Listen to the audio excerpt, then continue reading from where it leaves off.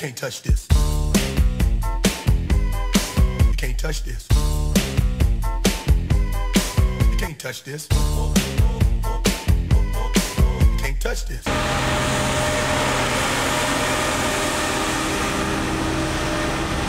Nem nagyon járunk bulizni. Kocsmázunk. Én úgy gondolom, hogy Pécs az Underground szférának az egyik legnagyobb fellegvára, már így a vidéket illetően. Pécsen az underground kultúrának nagyon sok helye van, hogy jól érezze magát. Például a belvárosban megtalálható a Toxic Club. A sörház az nagyon első osztályú. Az csak pénteken főleg. Meg szerdán. Leszámítva ezt mondták. Kocsmának kurva nagy, bulizós helynek kurva kicsi.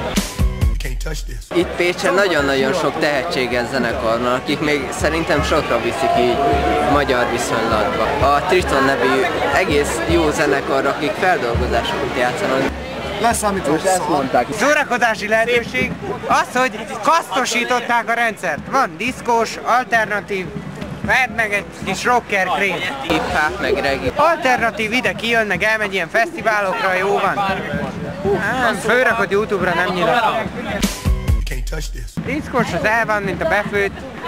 Nem, mindegy. A diszkós szívja a kibaszott ecstasy, mi van még speed? Természetvédelmi mérnök szakon hallgatom. Mi a bánatot csinál egy természetvédelmi mérnök? Hát szereti a bor. Diszkó az egy szarhely. Diszkóval van a szopás, szívás, az ivás, és együtt jön az egészbe, hogy bebasztak, mint a kurva egyet, és nem emlékeznek másnap semmire. A Lagzi Lajcsi, a Kadott Karcsi és a 3+2 énekese azért az én szívembe belehatolt.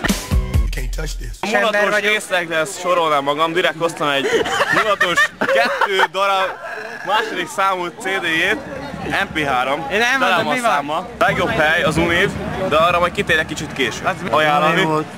Köszönöm szépen. Az nagyon jó.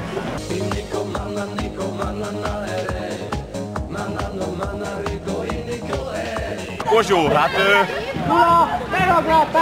az a srác, akit megfognék egy 32-es villáskulcsot, és annyira tartón vernék.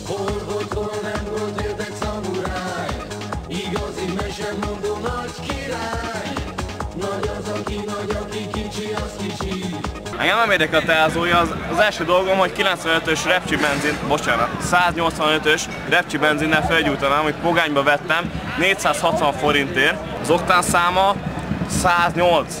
Mondom 108. Megfognám a kis benzinemet, 20 literes kannámat, végiglocsolnám a kis vendéglátóját és... 3, 2, 1, fire!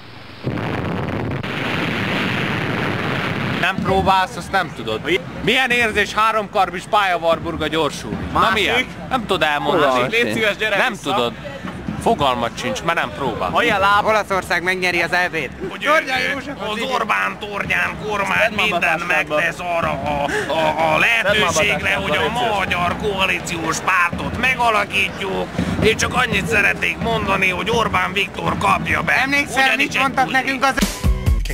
Megfognám a Nati lábát, megfognám az otthoni zsíromat, szalon a zsír, bekenném. A női láb, főleg a tiéd, annyira gerjesztő, hogy ez hihetetlen. Jobban gerjeszt, mint egy áskereklámpás zsiguli.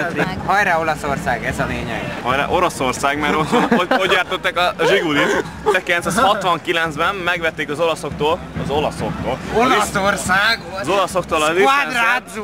Fiat 124-es típusú személygépjárműnek Fiat, Fabbrica Italian Automobili Torino. Kérlek szépen, amikor megvették az olaszoktól a licencet. Miért volt a szipta? Meg szabad kérdezni. Akkor én ezt megtudtam, én akkor a boldogságot éreztem, mint amikor megjött az érettségim tegnap.